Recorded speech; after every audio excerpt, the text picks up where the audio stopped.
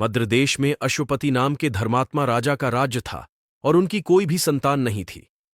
राजा ने संतान प्राप्ति के लिए यज्ञ करवाया।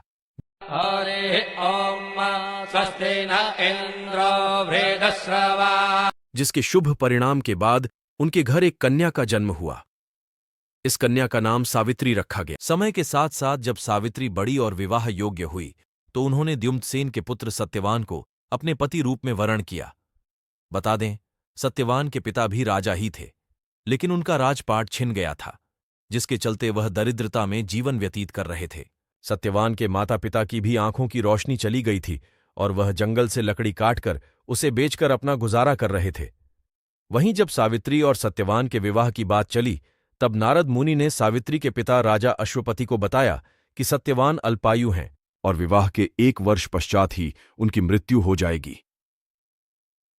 नारद मुनि की बात सुनकर सावित्री के पिता ने उन्हें समझाने का बहुत प्रयास, लेकिन वह नहीं मानी।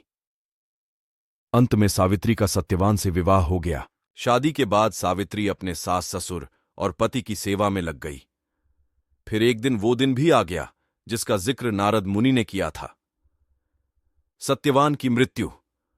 उसी दिन सावित्री भी सत्यवान के साथ वन को गई।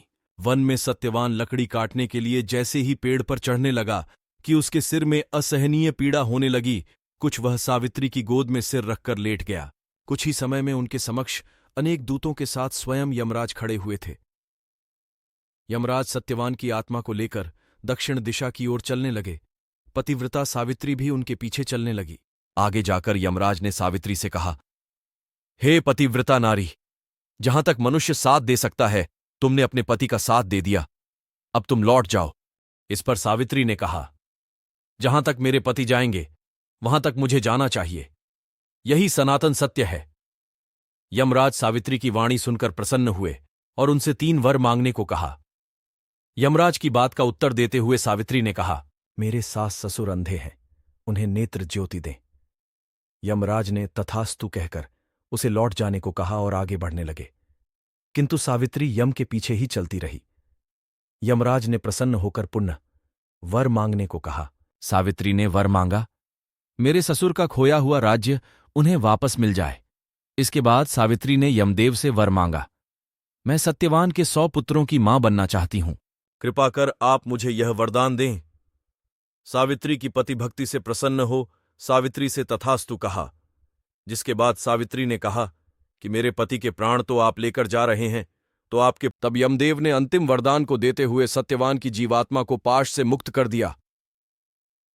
सावित्री पुनः उसी वट वृक्ष के लौटी तो उन्होंने पाया कि वट वृक्ष के नीचे पड़े सत्यवान के मृत शरीर में जीव का संचार हो रहा है। कुछ देर में सत्यवान उठकर बैठ गया। उधर सत्यवान के माता पिता की आंखें भी ठीक हो गईं और उनका खोया हुआ राज्य भी वापस मिल गया।